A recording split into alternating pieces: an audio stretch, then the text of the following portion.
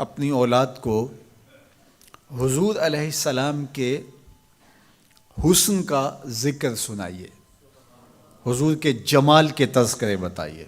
یہ انسانی فطرت ہے، یہ انسانی طبع ہے کہ اس کا حسن کی طرف میلان ہوتا ہے۔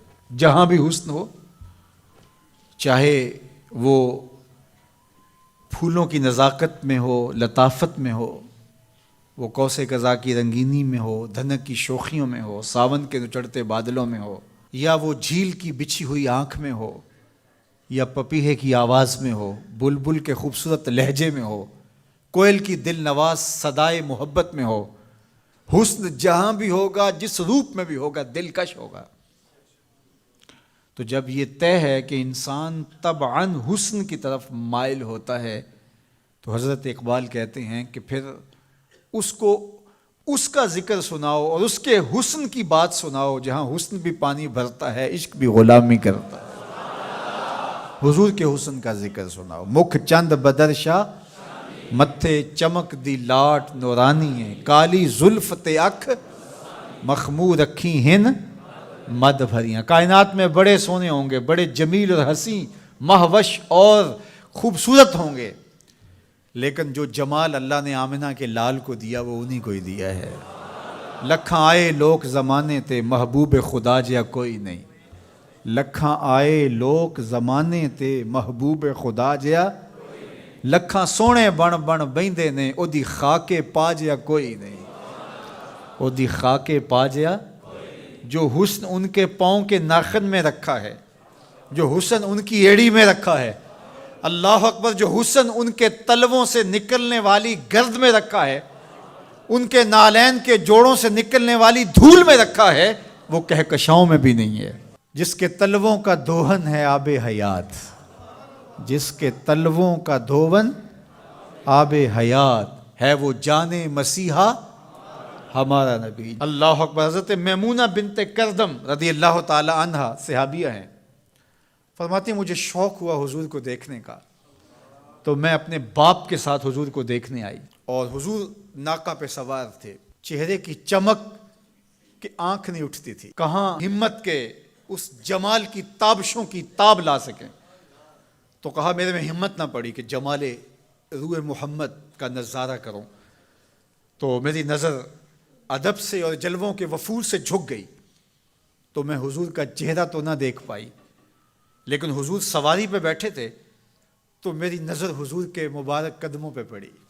فما نسیتو فیما نسیتو طولا اسباہو، فرماتے ہیں کہ حضور کی مبارک انگلی کی لمبائی اور اس کا جمال اور اس کا اعتدال اور اس کا حسن، فرمایا مدتیں گزر گئیں، ابھی تک وہ سحر اترتا ہی نہیں ہے، ابھی تک وہ نشہ ہی نہیں اترا۔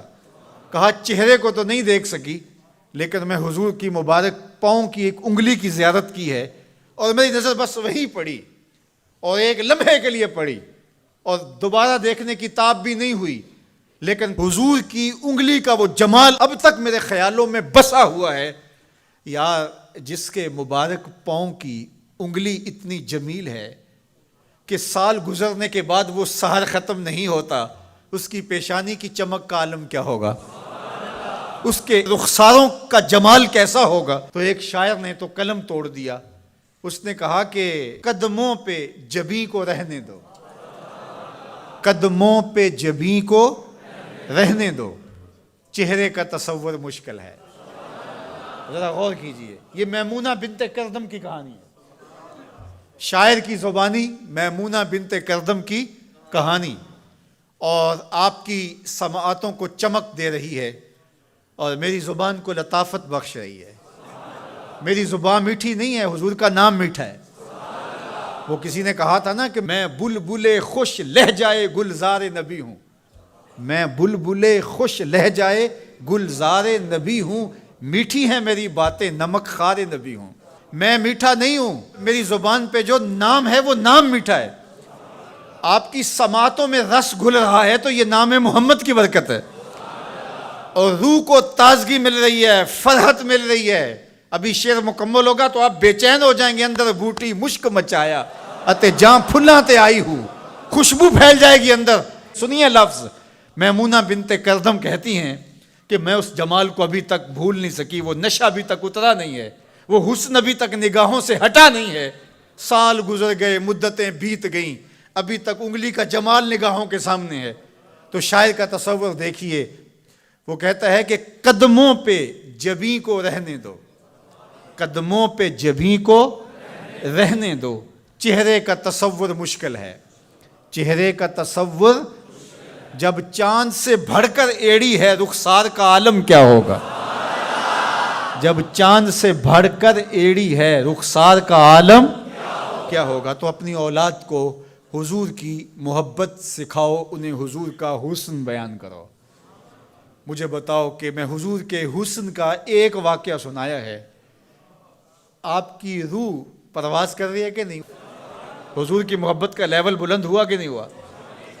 اور یہ ابھی حضور کی مبارک انگلی کا حسن تھا، ابھی رخ منور کا تذکرہ نہیں چھڑا، ابھی پیشانی کی کہانی نہیں چھڑی، ابھی تو لب لالی کی بات نہیں ہوئی، ابھی تو زلف عنبری کی کہانی نہیں چھڑی، ابھی تو ان کی مبارک آنکھوں کی بات ہی نہیں ہوئی. کیا خوب سجن دیاں اکھیاں نے، کیا خوب سجن دیاں اکھیاں نے، جویں پر کے سرائیاں رکھیاں نے. ابھی تو ان آنکھوں کا تذکرہ نہیں چھڑا اور مازاق کے کجلوں کی کہانی نہیں چھڑی. ابھی تو ابروؤں کی بات نہیں ہوئی، ابھی تو لامبی پلکوں کا تذکرہ نہیں چھڑا، ابھی تو ید اللہ والے ہاتھوں کی بات ہی نہیں ہوئی، ابھی تو علم نشرہ کے سینے کا تذکرہ ہی نہیں ہوا، ابھی تو حضور کی مبارک زلفوں کے خم جن کو خدا بھی حمیم کہے، ابھی تو اس کی کہانی نہیں چھڑی، ابھی تو پاؤں کی انگلی کی بات ہے اور روح رقص کر رہی ہے. تو جب آپ اپنی اولاد کو حضور کے چہرے کا ذکر کریں گے، حضور کے جمال کی کہانی سنائیں گے، تو ان کے سینے میں حضور کا پیار پیدا ہوگا یا نہیں ہوگا؟